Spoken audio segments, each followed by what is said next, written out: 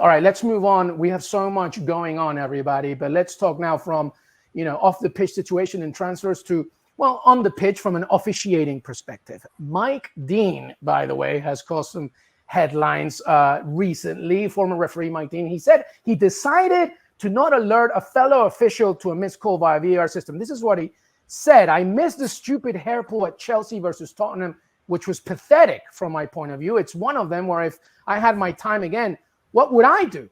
I'd send Anthony Taylor to the screen. I didn't want to send him up because he's a mate as well as a referee. And I didn't want any more grief than he already had. He's, of course, talking about the Chelsea-Tottenham game.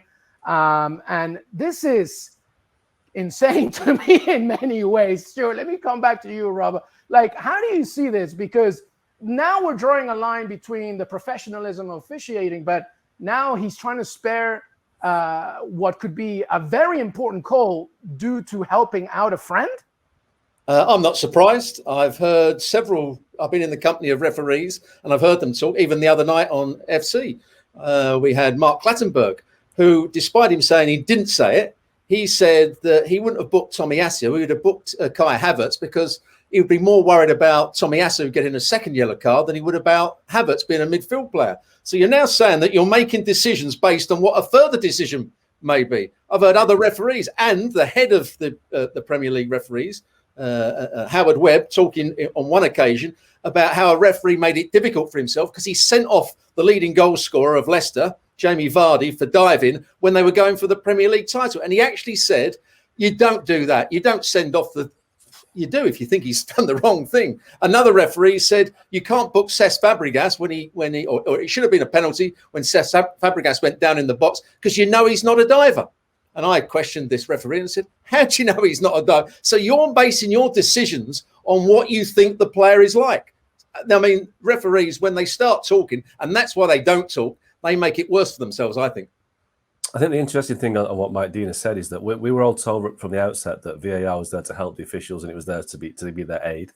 Now, what he's saying is that the way he talks about it is always like there to make or almost to humiliate referees by pointing out their mistakes. Well, if that's their viewpoint, it's never going to work. If referees feel that by highlighting mistakes, well, it's not even mistakes, by highlighting missed offences, they're making referees look bad. Well, they're not. They're making the game better if they pull up situations like this, which a referee has missed. A referee cannot see everything. The game is too fast now. So Mike Dean saying that has just basically unveiled the realities that referees think VAR is out to get them in many ways and make them look bad. But if Mike Dean's actions there, they just don't stand up, because if he's thinking, I'll protect my mate by not flagging this up, he knows now that there's 30 odd cameras at every game. It'll be shown anyway. So by protecting him in the live of the game, he's made himself look bad after the game anyway. So just do what you see, act on what you see, and just take the emotion out of it. It's ridiculous that he's done a real disservice to referees and to officials, Mike Dean, by doing this. Because the other thing that happens is referees, if they're not quite sure, they shouldn't make a decision, because if it's an important one like a penalty, because they know the VAR will back them up and say you need to go to the monitor because we think it's a penalty. That has to be teamwork, and that's what referees have got to do with VAR. Use VAR as an aid. That's what it's there to do. It's ridiculous, the things Mike Dean's just said there. Yeah, a counterproductive move for sure. Thanks so much for watching ESPN on YouTube. And for more sports highlights and analysis, be sure to download the ESPN app. And for premium content and live streaming, subscribe to ESPN Plus.